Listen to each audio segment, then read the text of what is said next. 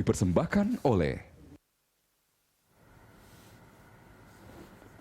Pemirsa, pada 20 Juli 2020 lalu, Presiden Joko Widodo membentuk Komite Penanganan COVID-19 dan Pemulihan Ekonomi Nasional atau KPCPN melalui Peraturan Presiden Nomor 82 Tahun 2020. Hal ini dilakukan dengan pertimbangan penanganan COVID-19 dan pemulihan perekonomian nasional harus dilakukan dalam satu kesatuan kebijakan strategis yang terintegrasi dan tak dapat dipisahkan.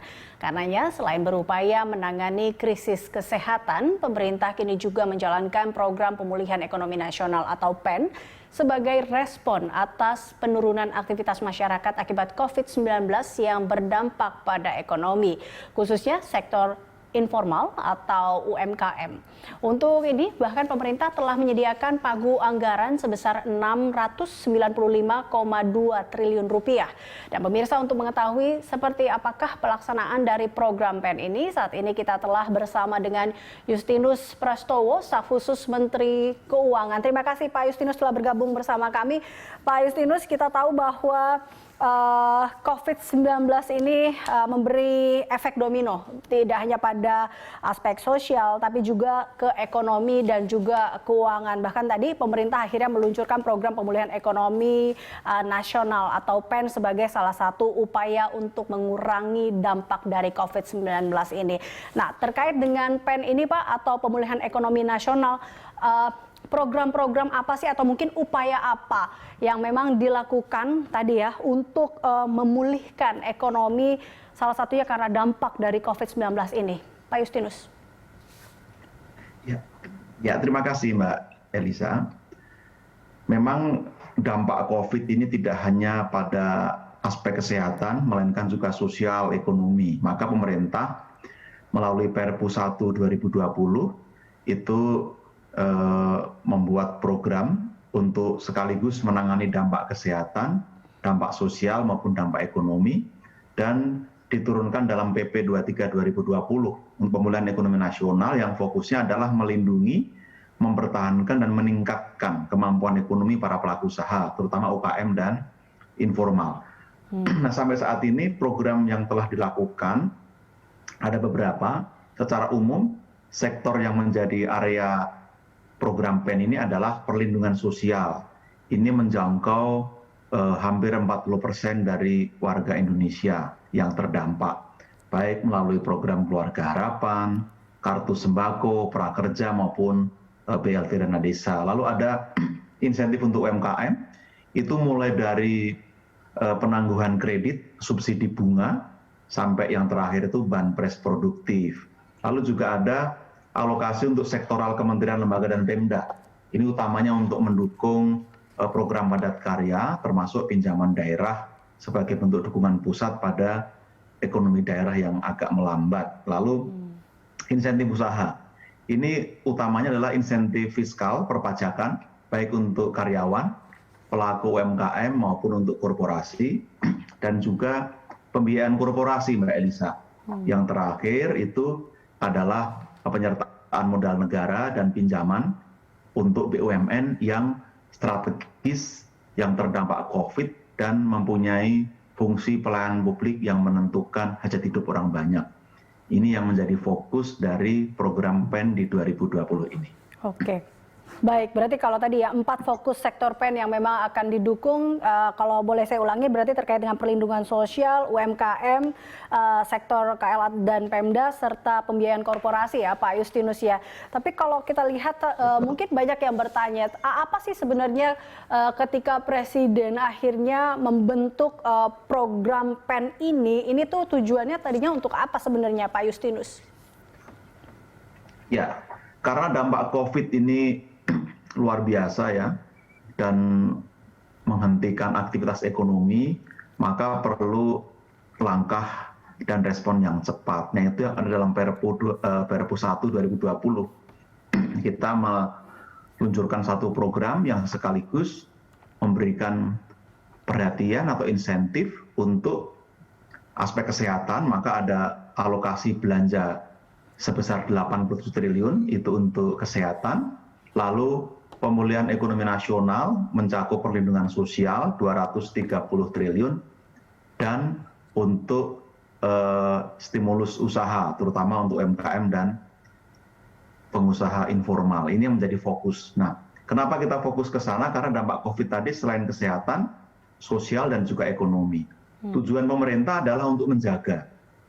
Jangan sampai masyarakat terdampak terlalu dalam, maka daya belinya ditopang dengan perlindungan sosial, termasuk juga untuk pelaku UMKM ini. Lalu juga untuk mempertahankan supaya mereka tidak jatuh lebih dalam, tetapi lebih terangkat, bangkit, maka diberi stimulus, termasuk seperti banpres produktif 2,4 juta rupiah untuk pelaku UMKM yang dapat digunakan sebagai modal usaha. Itu poin-poin penting terkait dengan PEN ini, Mbak. Oke, Pak Justinus, ada yang bilang bahwa PEN ini juga salah satunya dapat memperpanjang paling tidak nafas UMKM kita di tengah dampak dari COVID-19. Ini benar nggak sih, Pak Justinus?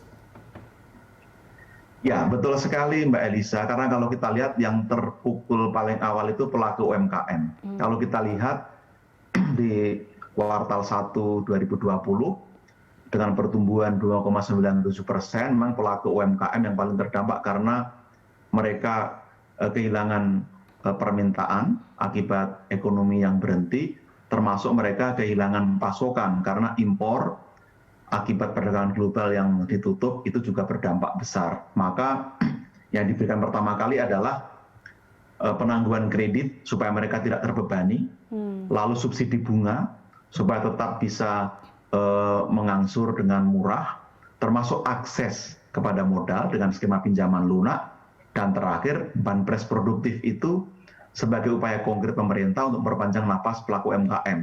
Karena mereka alih-alih punya modal, bahkan untuk survive sehari-hari saja mereka sangat berat. Sehingga dukungan banpres produktif itu sangat bermanfaat dan penting untuk membuat mereka punya modal dan bisa berusaha kembali. Oke, sejauh ini kalau Anda melihat Pak Justinus apresiasi atau bagaimana UMKM pun melihat adanya PEN ini atau program pemulihan ekonomi nasional ini terhadap UMKM? Apresiasi dari para pelaku ya. Iya, memang betul sekali. Ini sangat luar biasa, membantu kurang lebih 12 juta pelaku UMKM dari banpres produktif ini. Dan kalau boleh saya kutip ya beberapa pernyataan atau testimoni para pelaku UMKM itu, misalnya ada Pak Laber Rumbewas dari Biak, itu beliau menyampaikan karena selama ini mereka jualan sembako, tidak punya modal, dengan adanya banpres ini mereka bisa kembali berjualan. Lalu juga ada Ibu Warsiah, ini dari Cikarang, Jawa Barat. Beliau ini dagang snack atau camilan. Karena tidak punya modal, dengan banpres produktif, Ibu Warsiah bisa kembali berusaha dan sekarang omsetnya sudah lumayan meningkat. Ada Pak Beni, itu dari Halmahera Selatan. Pak Beni juga pengusaha gula merah yang omsetnya turun, sempat terhenti usahanya, mendapat banpres produktif. Sekarang sudah bisa bisnis kembali. Lalu juga ada Pak Khairiri. Pak Khairiri ini pedagang makanan khas Bandung di Jakarta. Beliau juga cerita kalau omsetnya turun 70% selama ini.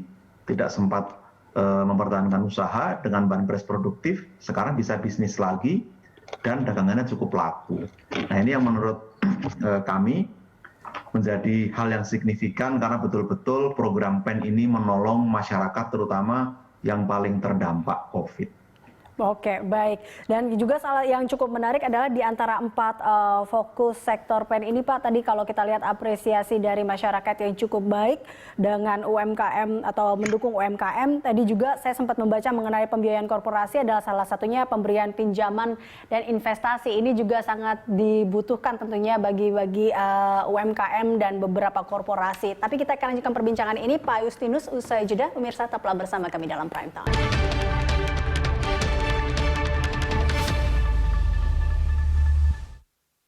Dipersembahkan oleh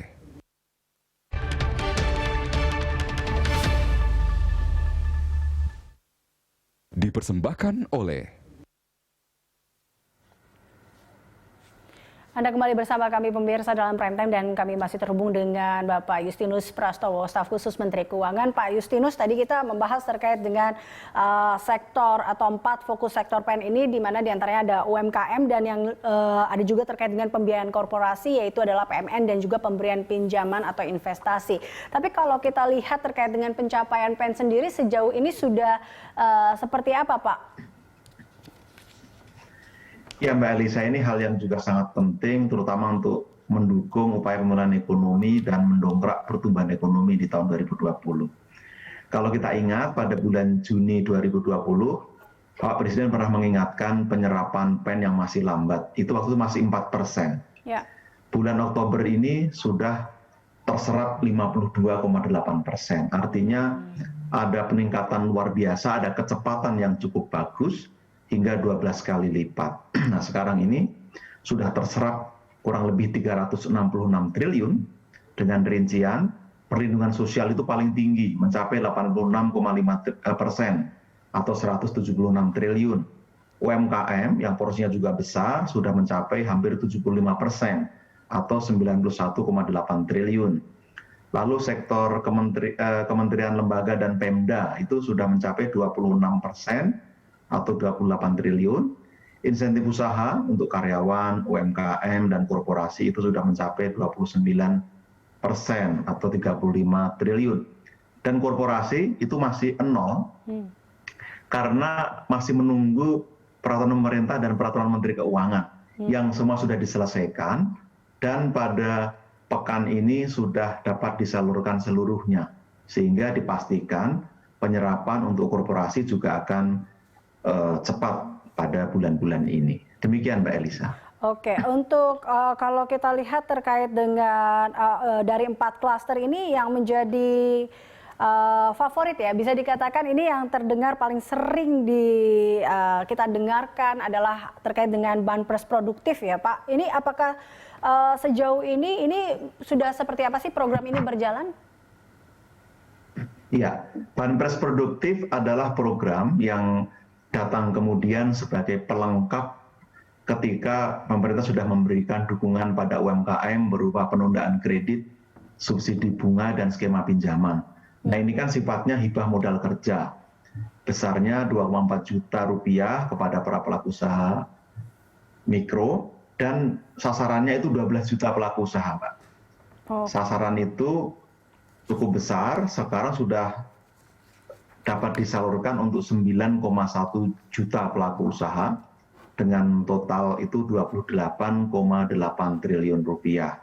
Nah karena ini cukup besar, signifikan, dan bisa segera digunakan karena sebagai modal kerja, maka tadi saya sampaikan, ini program unggulan karena betul-betul menolong pelaku UMKM. Ada fresh money sebagai modal dan dapat langsung digunakan oleh para pelaku UMKM, apalagi sifatnya hibah, sehingga mereka tidak perlu mengembalikan karena ini bukan pinjaman. Oke, baik. Ini bukan pinjaman, tapi ini lebih ke hibah. Oleh karena itu, ini menjadi salah satu yang paling favorit, bisa dikatakan seperti itu, Pak Justinus ya. Betul. Oke, apalagi tadi terkait dengan apresiasi masyarakat pun terkait dengan hal ini banyak sekali karena mereka merasakan manfaat yang diberikan dari PEN ini. Terus kalau dari PEN sendiri merasa atau seberapa optimisnya kan sebenarnya Pak Justinus Satgas PEN dalam upaya memulihkan kembali ekonomi nasional ini? Ya, kalau kita melihat pencapaian sampai dengan Oktober 2020, kami optimistik karena Satgas PEN sudah bekerja pada jalur yang tepat.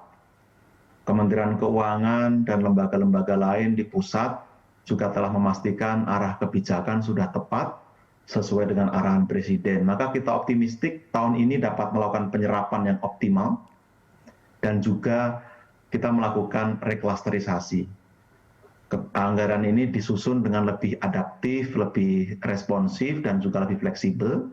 Bila mana ada sektor yang butuh dukungan lebih, maka bisa direalokasi dari sektor-sektor lain, dan kalau ada sektor yang memang tidak terserap seluruhnya, masih ada sisa, cadangan itu bisa digunakan untuk keperluan lain. Jadi melihat ini kita optimistik penyerapan akan optimal di tahun ini dan dampak bagi masyarakat juga cukup baik seperti tadi saya sampaikan, termasuk untuk yang perlindungan sosial itu sudah mencapai 86% dan menjangkau 40% jumlah penduduk. Ini angka yang sangat besar dan dampaknya mudah-mudahan selain menjaga daya beli juga menjadi prakondisi yang bagus nantinya untuk pemulihan di tahun 2021. Oke, berarti bisa dikatakan sampai akhir 2020 ini Satgas PEN optimis merealisasikan ini 100% anggaran. Bisa dikatakan seperti itu nggak sih Pak Justinus? Ya, kita optimistik dari yang telah disusun DIPA-nya, sudah masuk skema belanja itu akan terserap semuanya 100%, dan bahkan belanja negara di luar PEN pun juga kecepatannya tinggi, tumbuh 15,5% di kuartal 3 kemarin, dan kita optimistik bisa terserap seluruhnya sehingga bisa membantu masyarakat.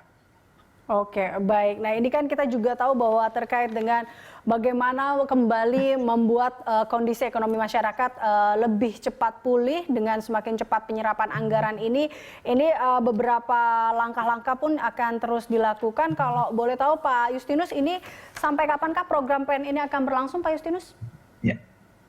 Ya, sesuai dengan Perpu 1 2020 atau Undang-Undang 2 2020 dan PP 23 2020, APBN tahun ini akan selesai di 31 Desember 2020. Jadi program PEN tahun ini akan sampai akhir tahun, dan tahun depan akan dilanjutkan dengan alokasi 356 triliun rupiah untuk melanjutkan penanganan dampak kesehatan COVID dan stimulus fiskal untuk pelaku usaha termasuk perlindungan sosial. Oke, baik. Dan ini kalau gitu apakah Satgas PEN saat ini juga sudah mulai nih mencari ataupun menyiapkan program kira-kira untuk kuartal 1 tahun depan? Ya, Satgas PEN dalam skenario APBN memang sudah menyiapkan program untuk tahun depan. Yang sudah ada akan dilanjutkan, yang belum tersedia dibutuhkan itu akan disediakan. Kami terus mendengarkan masukan dari banyak pihak supaya betul-betul program yang ada itu dapat bermanfaat. Nah, yang telah kita pikirkan itu misalnya bagaimana menjaga keseimbangan sisi supply dan demand-nya. Itu juga penting. Lalu bansos selain akseleratif juga ketepatan itu semakin menjadi perhatian. Termasuk yang hibah modal usaha itu juga akan diteruskan. Dan dari sisi kesehatan, proksinya nanti adalah vaksin. Semakin cepat vaksin tersedia akan menjadi game changer bagi pemulihan ekonomi nasional.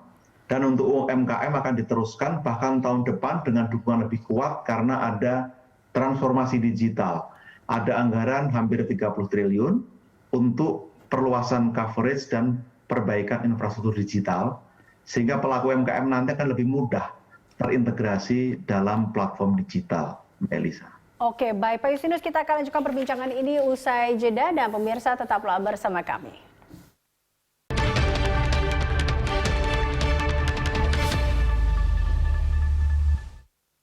Dipersembahkan oleh